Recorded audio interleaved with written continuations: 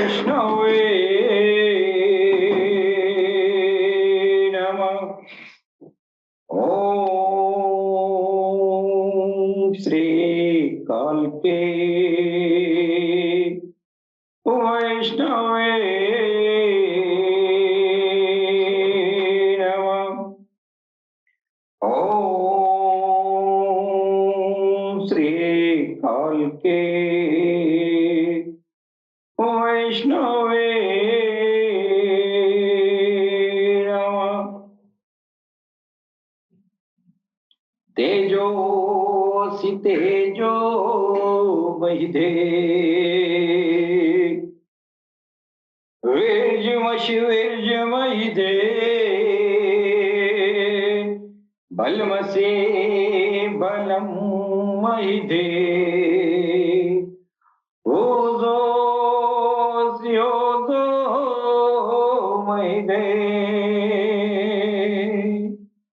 पश्ये मुशरद शतम् जीवे मुशरद शतम् तृणयामुशरद शतम् प्रब्रवामुशरद शतम् अधिनाहस्यामुशरद शतम् भूयश्च शरद शता। ॐ शं नो मित्रः संवरुणः शं नो भवत्वर्यमा शं नो इन्द्रो बृहस्पतिः शं नो विष्णुरुक्रमः।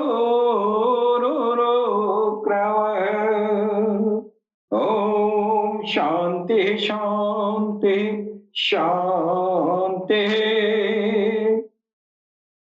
ॐ पूर्णमद पूर्णमिदं पूर्णात् पूर्णमुदच्यते पूर्णस्य पूर्णमादाय पूर्णमेवावशिष्यते।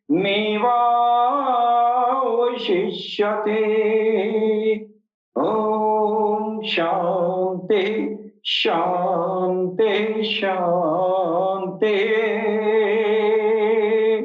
वक्रतुंड महाकाय सूर्यकोटि संप्रभ निर्विघ्नं कुरु मे देवं सर्वकार्येषु सर्वदा। ॐ गंगणपतये नमः। ॐ गंगणपतये नमः। ॐ गंगणपतये नमः। तेजोसि तेजो वैधे। सबसे पहले हम अपने भगवान सदगुरु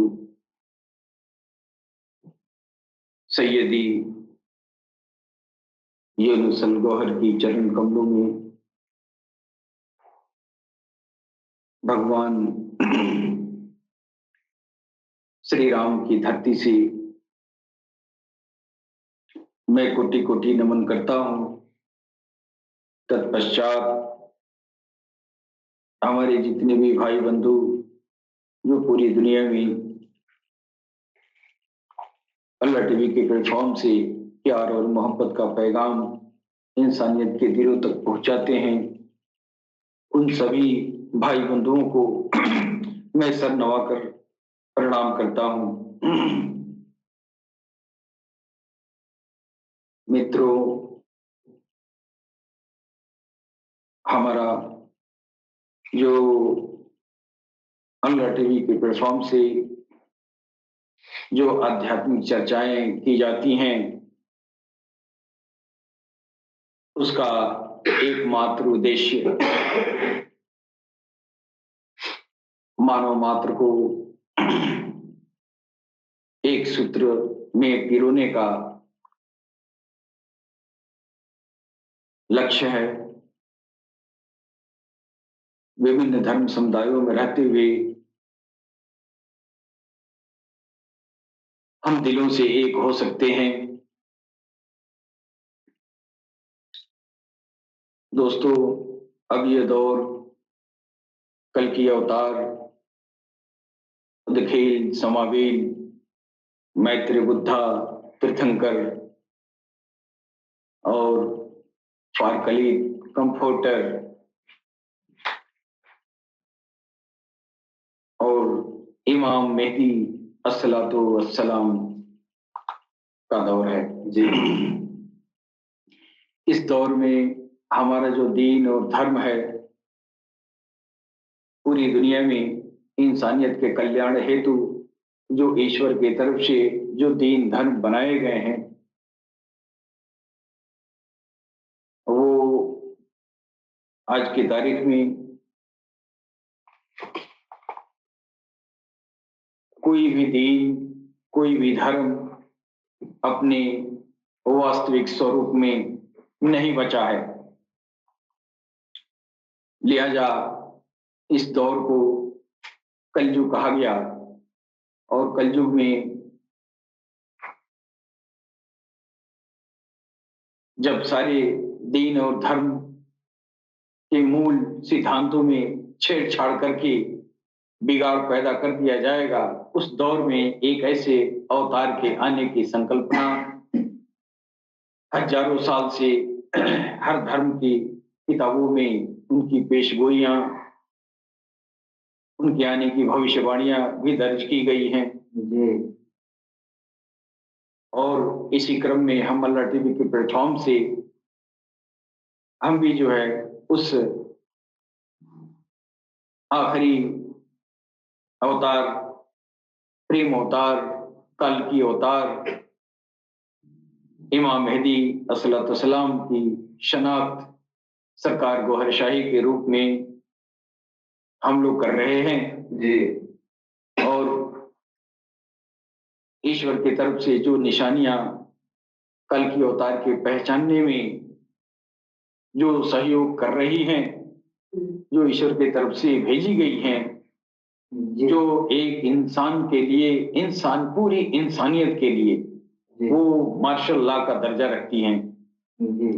ये ईश्वर की निशानियों के हवाले से हम बरसों से इंसानियत के कल्याण के लिए, इंसानियत के लौकिक और पारलौकिक जिंदगी को संवारने के लिए उस कल्कि अवतार के आध्यात्मिक प्रलाप से इंसानियत को परिचित करा रहे हैं, ताकि इंसानियत वास्तविक कल्कि अवतार और इमाम मेहदी की पहचान करके और अपने लौकिक और पारलौकिक जिंदगी को संवार सके। यही हमारा उद्देश्य है कल्कि अवतार की पहचान कराने का। वैसे तो हर इंसान का अपना व्यक्तिगत अधिकार है कि वो कल्कि अवतार किसी को भी कह सकता है, कहे कोई मनाही नहीं है। लेकिन हम जिस कल्कि अवतार की बात कर रहे हैं, हम किताबों की रोशनी में बताना चाहते हैं और बताते भी हैं। किताबों की रोशनी में सिर्फ अगर वो कल्कि अवतार है तो दुनिया के हर किताबों की रोशनी में उसकी पेशगोई नजर आएगी, उसकी पहचान नजर आएगी। और हम उस आखिरी अवतार की पहचान सिर्फ अपने दीन धर्म की किताबों में खोजकर और अपने मनगढ़ंत विचारधारा के अनुरूप कोई न कोई कल्कि अवतार का स्वरूप बना लेते हैं। लेकिन मेरे ख्याल से कल्कि अवतार का पहचान करने में सबसे बेहतरीन और अहम काम यह है कि उस कल्कि अवतार के बारे में जितने भी ईश्वर प्रदत्त धर्म हैं, उन धर्मों की किताबों की रोशनी में उस जात की तलाश की जाए। अगर ईश्वर एक है और सारे धर्म ईश्वर की तरफ से आए हैं और सारे धर्म सत्य हैं और सारे धर्म जो है सत्य ग्रंथों में व्याख्या की गई है, तो फिर इस आखिरी जो अकाट्य सत्य है, जो कल्कि अवतार का आना, तो उनकी पेशगोई भी सारी किताबों में प्रत्यक्ष नहीं तो परोक्ष रूप से एक दूसरे से मिलान होनी चाहिए। जी, अगर परोक्ष रूप से भी सारे धर्मों की किताबों से कुरान, हदीस, वेद, कुरान और आपका जो है ये तमाम सारे ग्रंथ हैं, तमाम सारे धर्म हैं, उन धार्मिक ग्रंथों सारे धर्म हक हैं, सत्य हैं, अपनी जगह पे सब सही हैं, सब लोगों ने सही लिखा है। सही मेरे समझने की जरूरत है कि नहीं? जैन धर्म में इसी इसी जात के बारे में जो पेशगोई आई है, जो भविष्यवाणियां की गई हैं, वो और हदीसों में जो बयान किया गया है वो और वेदों में जो बयान किया गया है एक समान मेल खाता है। गॉस्पेल ऑफ बुद्धा में भी जो भविष्यवाणी की गई है और मैत्रेय बुद्धा के आने की जो भविष्यवाणी की गई है, वो सारे साइन सिम्टम सब आपस में मिलते हैं। ऐसी स्थिति में उचित यही होगा कि हम सारे धर्म की किताबों में जो बयान किए गए हैं इस अवतार के बारे में, उसको जो है उसको स्वीकार करना चाहिए। जी, ऐसा भी हो सकता है कि आपके जो है 5 ये जो 5 तरह के महाअवतार धरती पर आए और उन लोगों ने ईश्वर की तरफ से किताबें लेके आए। जैसे हमारा वेद है, तो वेद भी जो है अपौरुषेय है और ये किसी इंसान ने इसको नहीं लिखा है। कलम तो इंसान की चली, लेकिन वो वस्तु जो थी, वो विषय वस्तु, वो ईश्वर की तरफ से है। इसी तरह कुरान भी है, इसी तरह तौरेत है, इंजील है, जबूर है। जी, इन सब किताबों में जो साइन सिम्टम कल की अवतार का मिलता है, उन सबको कलेक्ट करके उसका अवलोकन करके तब फिर आदमी को जो है इस बात पर पहुंचना चाहिए कि हाँ वास्तव में कल के अवतार हो कौन सकता है। इमाम मेहदी और काल के अवतार का दावा करने से काल के अवतार या इमाम मेहदी नहीं हो सकता है। जब हमारे महापुरुषों ने, हमारे ईश्वर ने तमाम तरह की किताबें तौरेत, इंजील, जबूर और गीता, वेद जैसी ये जो है अनमोल चीजें हमारे सामने है, तो फिर इस जात की तलाश करने में किस बात की परेशानी है?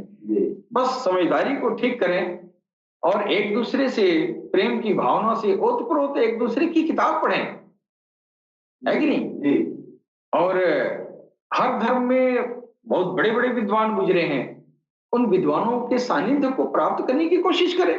दूध का दूध, पानी का पानी अलग हो जाएगा, जी, है कि नहीं? ये अलबत्ता है कि हर धर्म में बिगाड़ पैदा हो गया है, कुरीतियों का विकास हो गया है और कुरीतियां इतनी बढ़ गई हैं कि वास्तविकता से हटाने के लिए इंसानियत को मजबूर किया जाता है। तमाम तरह की बातें जो है इंसानियत को मजबूर करने के लिए तमाम सारी ये जो है रद्दो बदल कर दिया जाता है, जिससे इंसानियत जो है वो बिखर के रह गई है और जो मूल बात है, जो सत्य धारा है, उससे इंसान जो है वंचित है। तो इस अवतार के बारे में जानने के लिए हम सनातन धर्म से हम जो है इसकी इस जात की तलाश हम करना चाहते हैं और करते रहे हैं और अपने कसौटी पर हमने सरकार गौहरशाही को निष्पक्ष रूप से वो हस्ती जिसको हर धर्म के पेशनगोई में मौजूद है, जी, तो वो सरकार गौहरशाही साबित हो रहे हैं। पहले तो अवतार के बारे में हमको जानना चाहिए कि अवतार होता क्या है और फिर अवतार के आने का उद्देश्य क्या होगा, उसका क्या प्रयोजन है। इस बात पे अगर हम पहली दृष्टि या नजर डालते हैं तो फिर आगे की बात खुलती है कल की अवतार के पहचान की तरफ।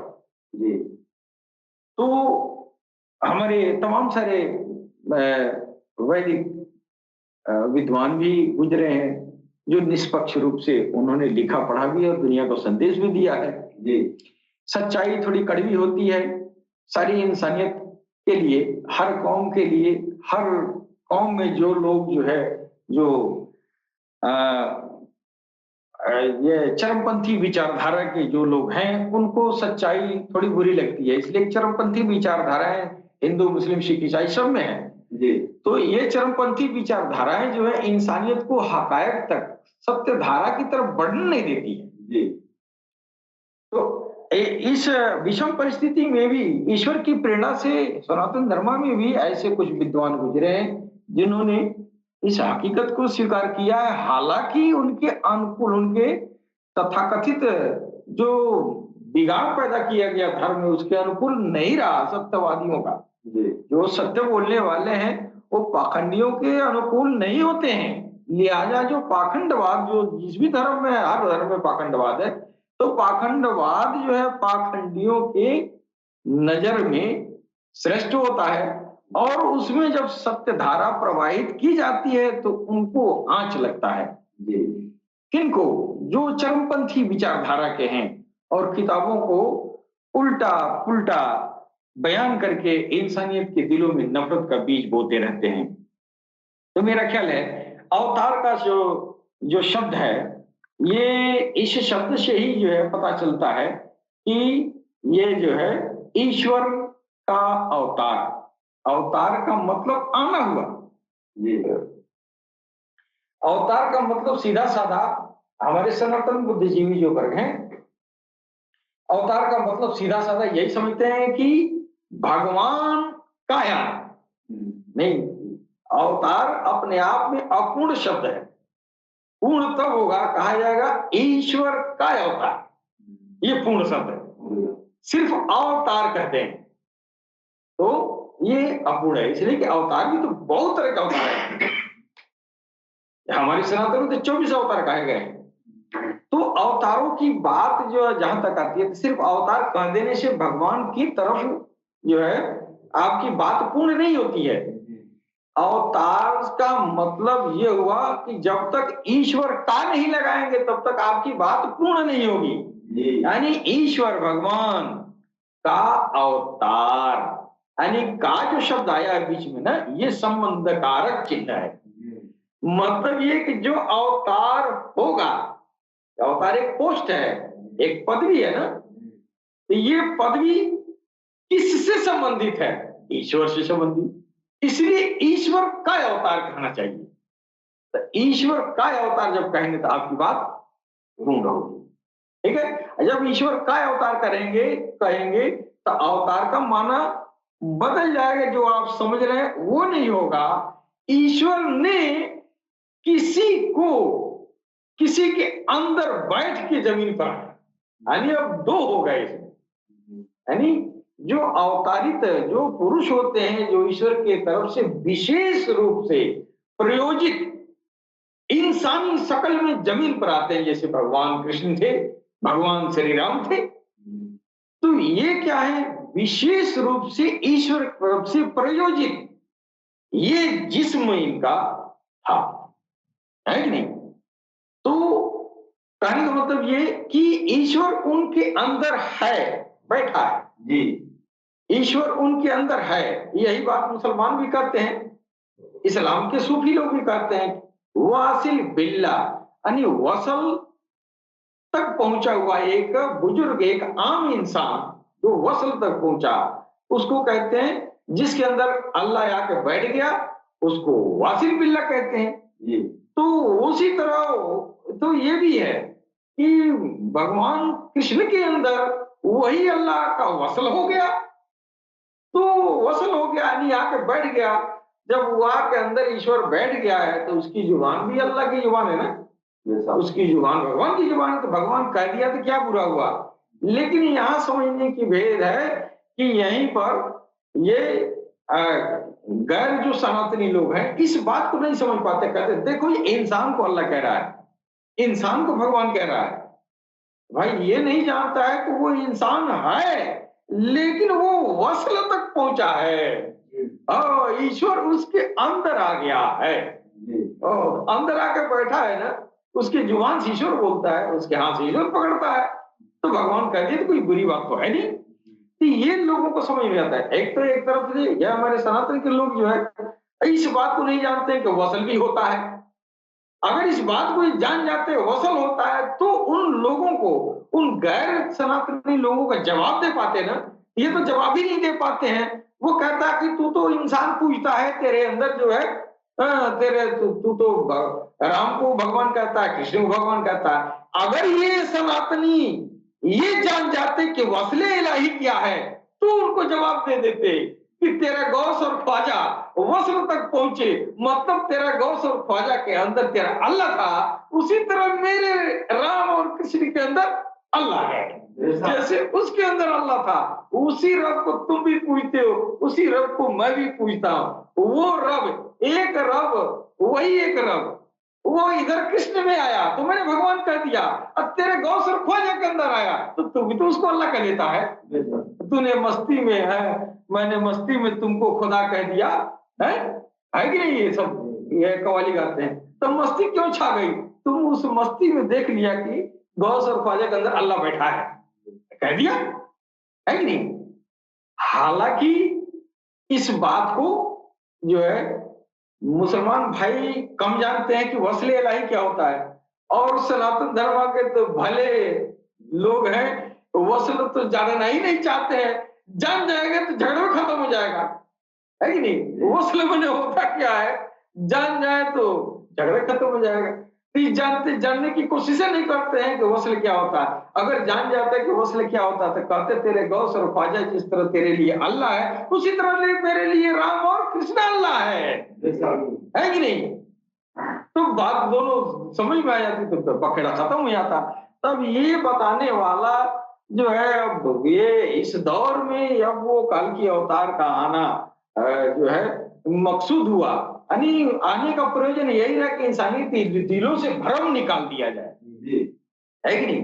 जो काल की अवतार होगा ना, वो यही करेगा, इंसानियत के दिलों से भ्रम निकाल के और उसको उजाले में लेके जाएगा। जब उजाले में जाएगा तो इंसान के अंदर से ये जो है ये नफरत की बीज दिल से निकल जाएंगे, दिल रोशन होगा, दिल जब रोशन होगा तो इंसान इंसान से प्रेम करेगा, भले वो किसी कौम में, किसी जात धर्म में, दुनिया के किसी भी कोने में रहे, वो सबसे प्रेम करेगा। और अध्यात्म का यही प्रलाभ होनी चाहिए। विश्व शांति हेतु अध्यात्म एडॉप्ट किया जा रहा है जी, कि विश्व शांति हो। जो आपसी धर्म संघर्षों में जो दुनिया डूबी हुई है, इन धर्म संघर्षों से विमुख होके इंसानियत जो है इंसान को इंसान समझे। आज इन धर्मों के नाम पर सबका खुदा एक ही है, सबका पालनहार एक ही है, सबका धर्म एक ही ईश्वर ने भेजा है, और रोज सरकटाई हो रही है दुनिया में।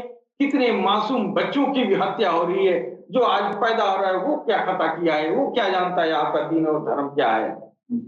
लेकिन बम जब गिराया जाता है तो घर में पैदा होने वाला बच्चा भी उस बम के, उस आतंक के साए में, उस खून के होली में वो भी जो है डुबकी लगा लेता है। आखिर वो नवजात शिशु जो अभी पैदा हुआ है, या 2-4 साल 5 साल 10 साल के बच्चे भी, 5 साल के बच्चे क्या जानते हैं दीन और धर्म, तेरा राम और रहीम, और तेरा अल्लाह और खुदा है, और तेरा भगवान और भगवती, वो क्या जानता है?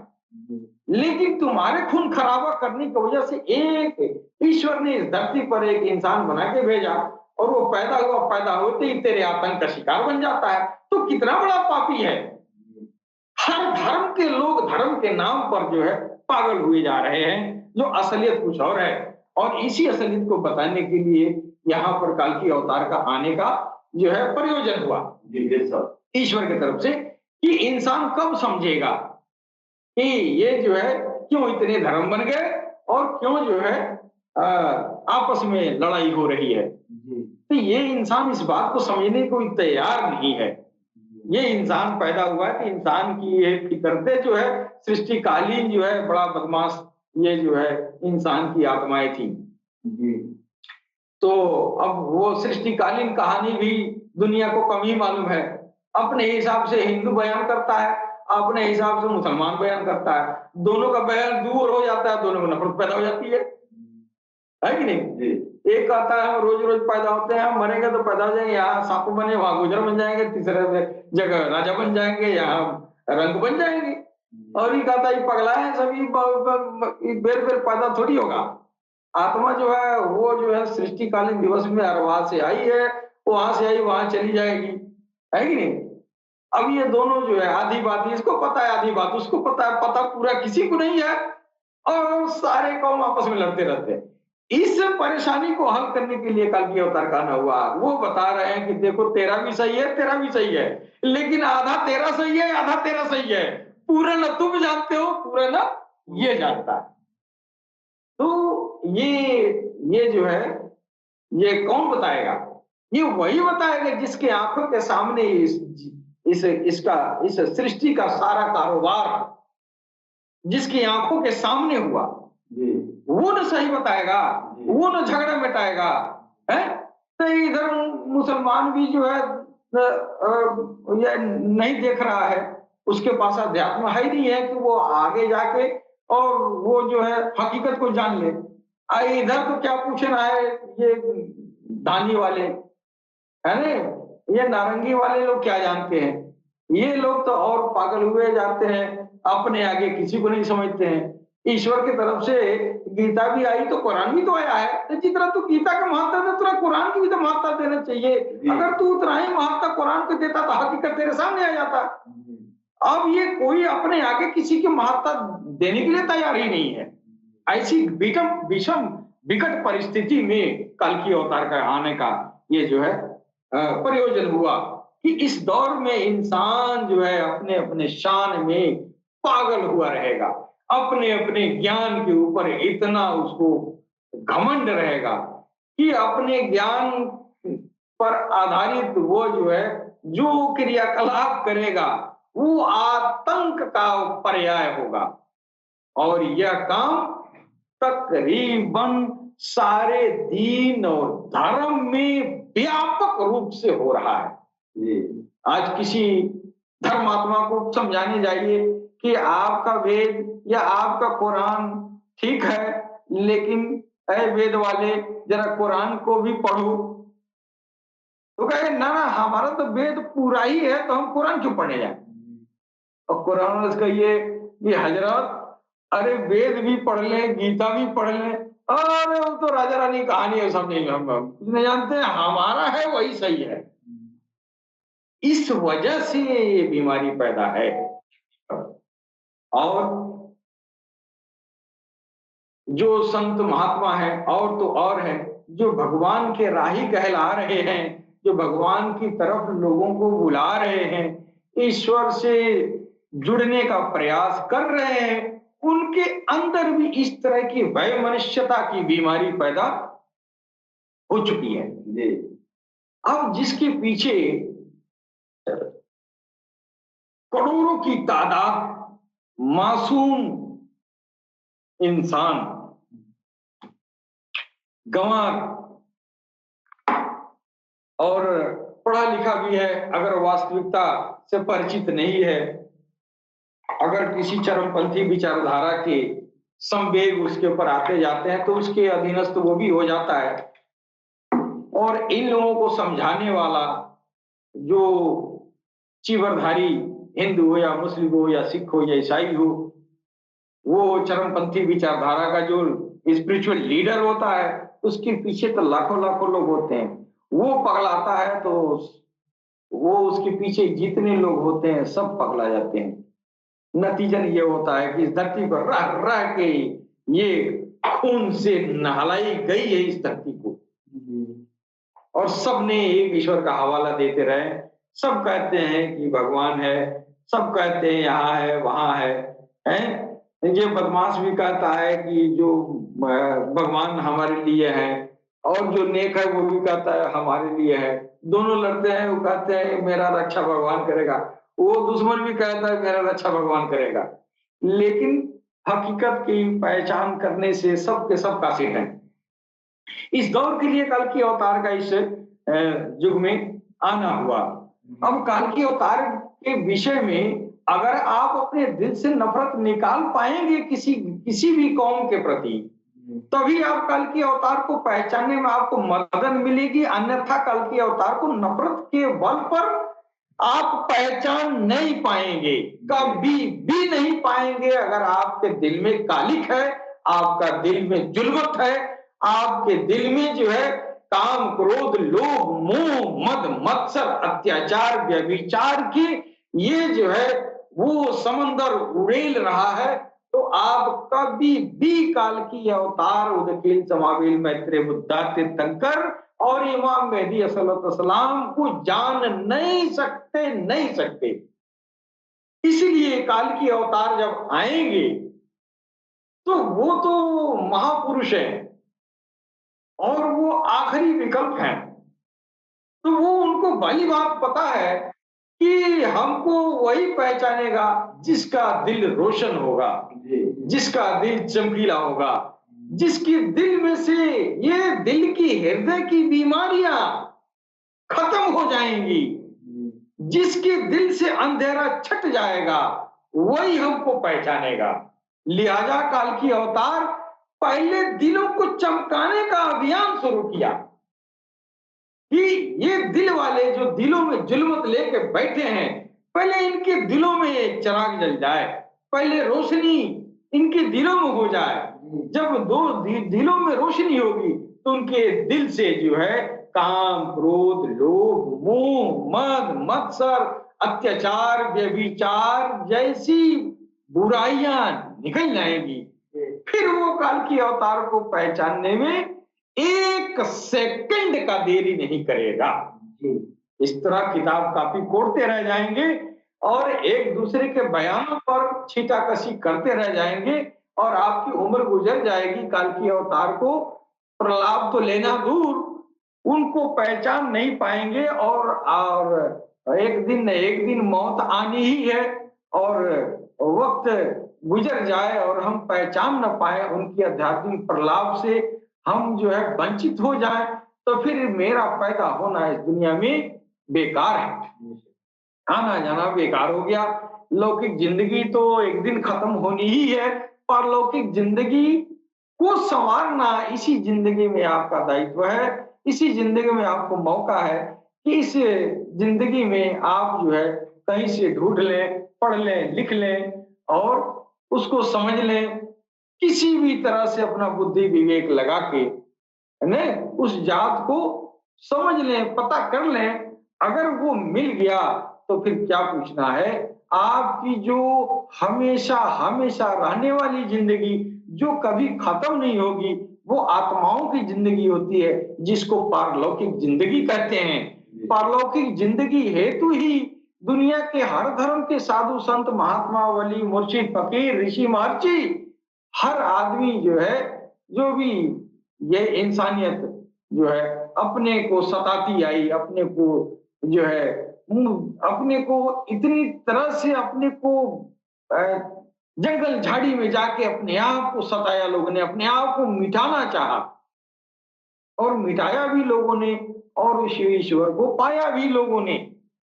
और इसलिए एक ही उद्देश्य उनका था कि ये जिंदगी हमारी जो मिली है, ये बड़ी अनमोल ये समय है। इस समय को झगड़ा में, इस समय को दुश्मनी में, इस समय को जो है हम एक दूसरे से नफरत करने में न गुजारें। ये हमको जो छोटी सी जिंदगी मिली है, इस जिंदगी में उस आखिरी अवतार की, उस आखिरी जो है हमारे रहबर की, जो हमारी पारलौकिक जिंदगी का दारोमदार उसके ऊपर है।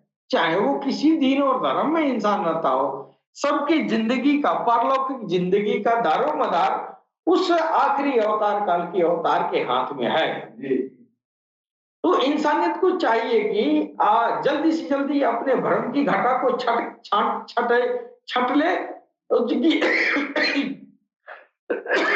जो भ्रम की जो घटा घिरी हुई है इंसान के अंदर, उसको जो है उसको जल्दी से उस घटा को दूर करे और काल की अवतार की पहचान करके अपनी आध्यात्मिक जिंदगी जीकर आध्यात्मिक प्रलाभ हासिल करके अपनी पारलौकिक जिंदगी को संवार ले।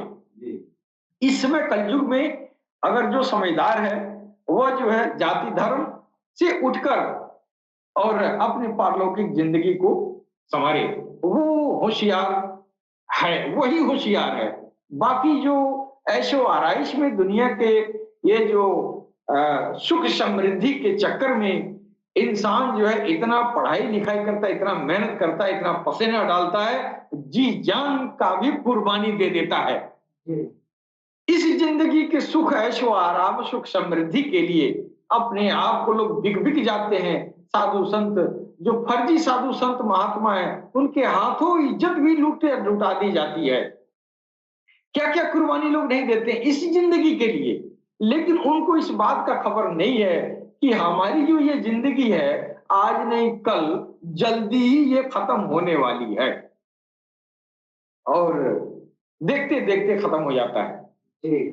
देखते देखते ही खत्म हो जाता है और एक वक्त आएगा कि सबकी जिंदगी खत्म हो जाएगी। लेकिन इसके बाद जो जिंदगी आपको मिलनी है वो आपकी आत्मा की जिंदगी है। आपका स्वरूप आपका ये हाथ पैर नहीं है, आपकी असलियत आपका हाथ पैर ये स्थूल शरीर नहीं है। आपकी असलियत आपके अंदर आपकी आत्मा है। उस आत्मा को हमको इस दुनिया में भेजा गया है, परमात्मा ने भेजा है, अपने से अलग करके भेजा है कि जाओ जैसे जा रहे हो वैसे ही आना।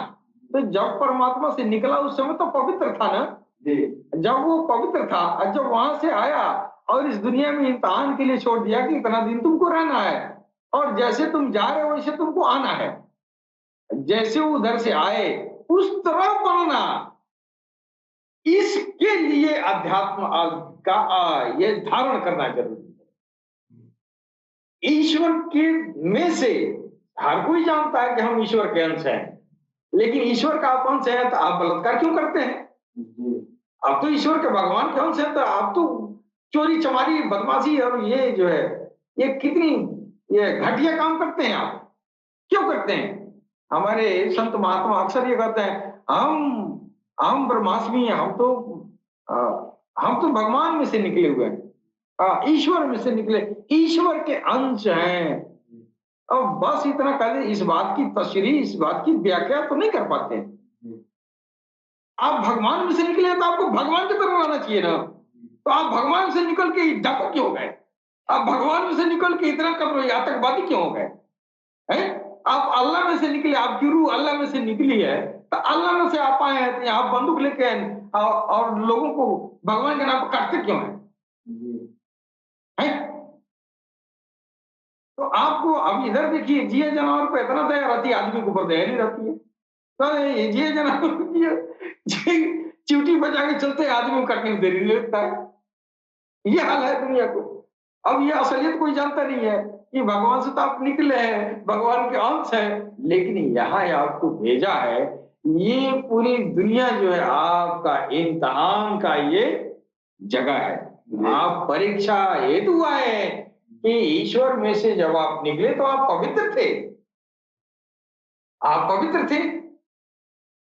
तो जिस तरह आप पवित्र थे इस दुनिया में आए तो फिर आप गंदे मैले कुचैले हो गए। अब गंदे हुए मैले कुचैले का मतलब ये नहीं हुआ कि ये हमारे ऊपर जो है ये धूल धक्कड़ लग गया है, ये गंदा मैला कुचैला नहीं है।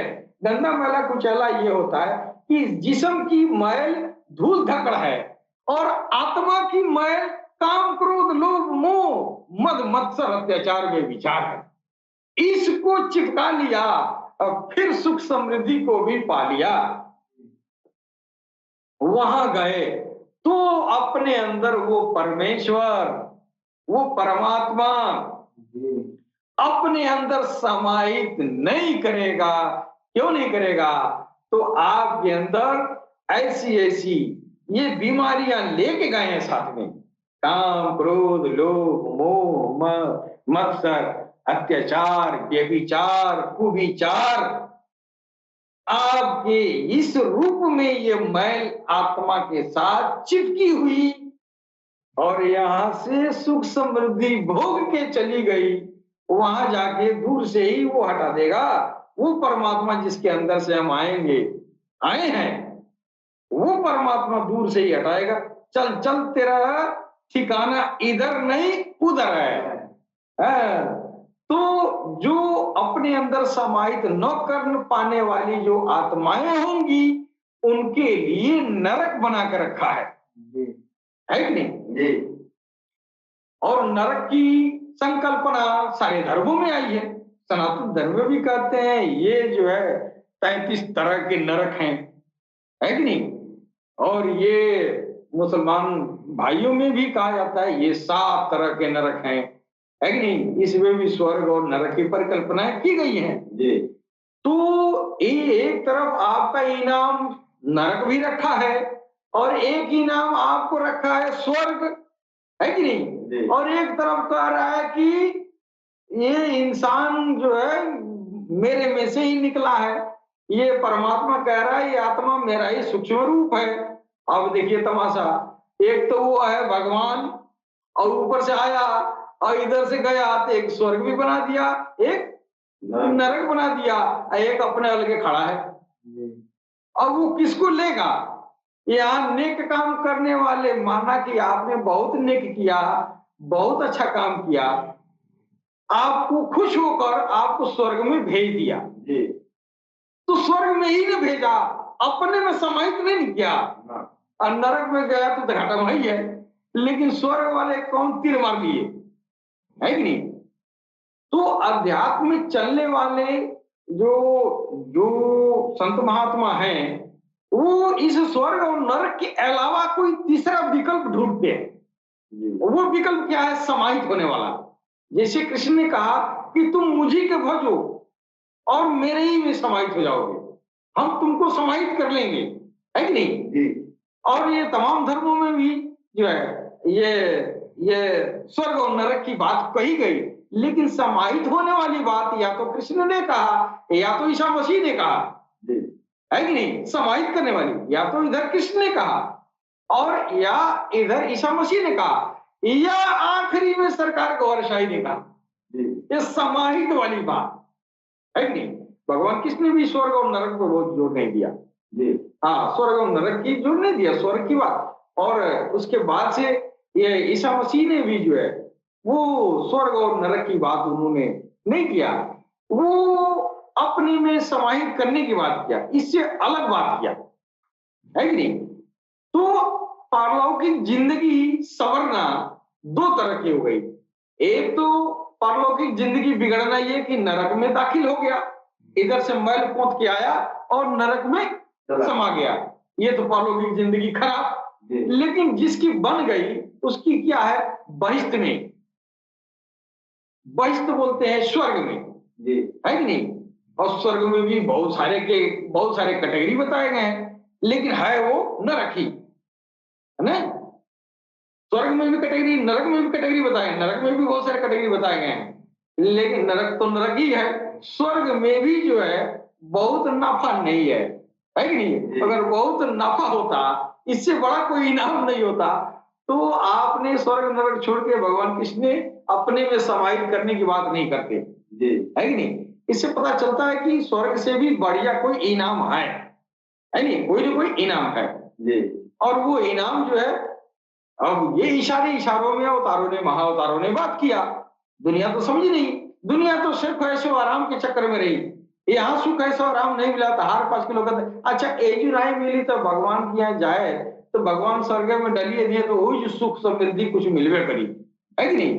तो लालच आपको जो है, यहाँ आपने कुछ कर भी दिया, मेहनत भी किया भगवान के लिए, बहुत पूजा पाठ अर्चना अनुष्ठान क्या क्या किया आपने, फिर करने के बाद से भी आपके मन में एक तरह की लालच बनी ही रही कि हम तो अब यहाँ दुनिया में सुख समृद्धि तो नहीं मिला लेकिन स्वर्ग में मिलेगा, है कि नहीं। अब वो आपके अंदर वो, अब इसलिए आप पूजा करते हैं, पाठ करते हैं और पूजा अपना ये करते हैं, है कि नहीं। लेकिन आपको वो इनाम नहीं मिला जो जिस इनाम की बात जो है भगवान कृष्ण ने किया था, है कि नहीं।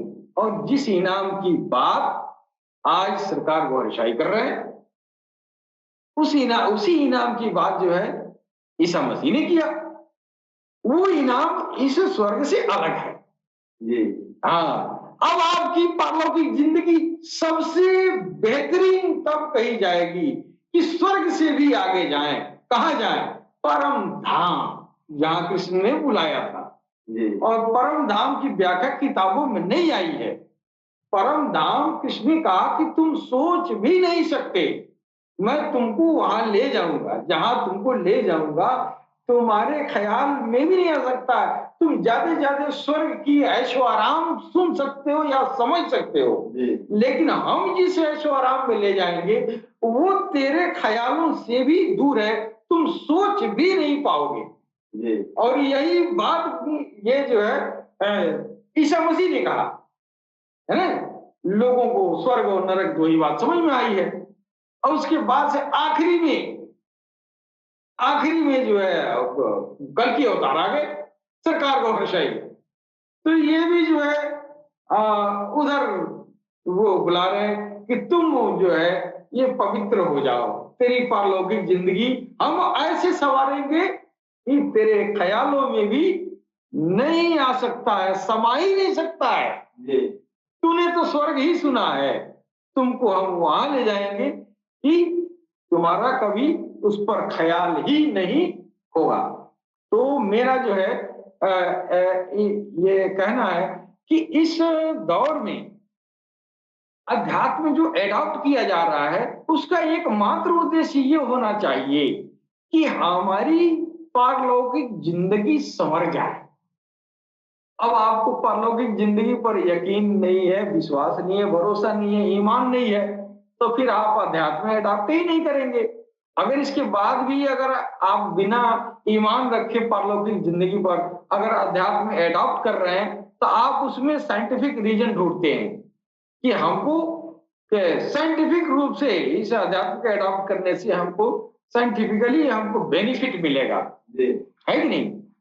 तो आप बेनिफिट खोज लेते हैं। माना कि आप यौगिक क्रियाओं के द्वारा आपको स्वास्थ्य लाभ मिलता है, स्वास्थ्य लाभ तो मिलेगा, लेकिन आपकी पारलौकिक जिंदगी तो नहीं सुधरी। आप तो यहाँ मान लीजिए बहुत सारी बीमारी से वंचित हो गए और आप 100 साल जिए, लेकिन मरना तो है ना, मरेगा तो फिर वही मुसीबत तुम्हारे गले पड़ेगी, तेरा साइंस यहीं रह जाएगा है। तो जिस विज्ञान पे नाज किया वो विज्ञान सांस चल रही है तभी तक साथ है, सांस खत्म तेरा विज्ञान यहीं रह गया। फिर क्या गया तेरे साथ? न यहाँ का विज्ञान गया और न तेरे साथ यहाँ का दीन गया, न धर्म गया, है कि नहीं? जिस विज्ञान का हवाला देके तो ऋषि मुनियों को गाली देता रहा, अवतारों को उल्टा सीधा बोलता रहा है। और ये जो है इस वक्त जब मौत आ गई तो क्या हुआ? मरने के बाद अब पछता के रह गए। मरने के बाद सबको तो जाना ही है, अब साथ में न हिंदू जाएगा, न मुस्लिम जाएगा, न सिख जाएगा, न ईसाई जाएगा, यानी ये धर्म नहीं जाएंगे, आत्मा जाएगी। और न यहाँ की सुख समृद्धि जाएगी, न यहाँ के ऐश्वर्य जाएगी। जाएगी तो क्या जाएगी? जो आई है वही जाएगी। और ये धर्म इसका नाम है, ये चोला धर्म है। आत्मा का धर्म प्रेम है, मोहब्बत है कि नहीं? ये प्रेम करने वाली जाएगी, इसको नफरतबाज बना के भेजेंगे, फिर आपके लिए रखा हुआ है, इधर धधकाया जा रहा है। ये नरक के दरवाजे, नरक के आग, ये नरक के खंडहर बना के रखे गए हैं। अगर वेद कहता है तो हक है, कुरान कहता है तो हक है। इसको वेद और कुरान को मानने वाले को स्वर्ग और नरक पर यकीन रखना चाहिए। अगर नहीं रखता है तो ईश्वर उसको पसंद नहीं करता है। क्यों? ईश्वर ने बनाया है। ये गीता ईश्वर के मुख से निकला है, ये कुरान ईश्वर के मुख से निकला है, तो इस पर हम यकीन नहीं करेंगे तो फिर बेकार है कि नहीं? तो बातें तो बहुत सारी करनी थी, समय का ध्यान देते हुए हम अपनी वाणी पर विराम देना चाहते हैं। सलाम, नमस्ते, सत श्री अकाल, बहुत शुक्रिया।